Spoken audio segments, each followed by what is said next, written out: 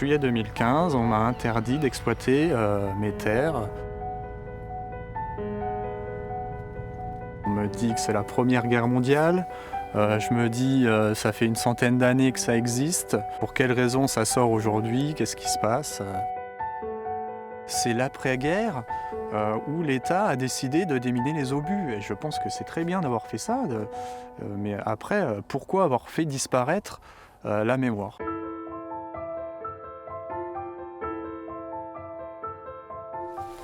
Là voilà, justement, c'est des vestiges de bouteilles d'arsine qui contenaient de l'arsenic. C'est ces munitions-là qu'on a brûlées. Il y a des prélèvements de sang qui ont été faits sur les agents de l'ONF qui se sont succédés sur le site depuis les années 80. On n'a jamais eu de retour de ces études-là.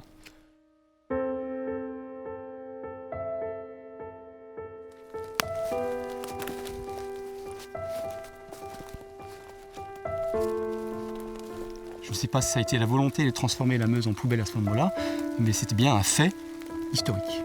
Pour l'instant, le premier pollueur, c'est l'État. Ils ont pollué notre territoire. Tout le monde le reconnaît.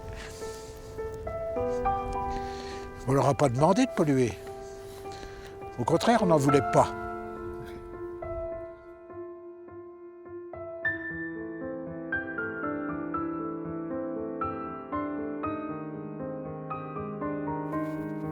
La Meuse est un territoire sacrifié depuis longtemps en fait, sacrifié par la Grande Guerre, sacrifié par l'agro-industrie, l'agro-business et puis maintenant par la poubelle nucléaire.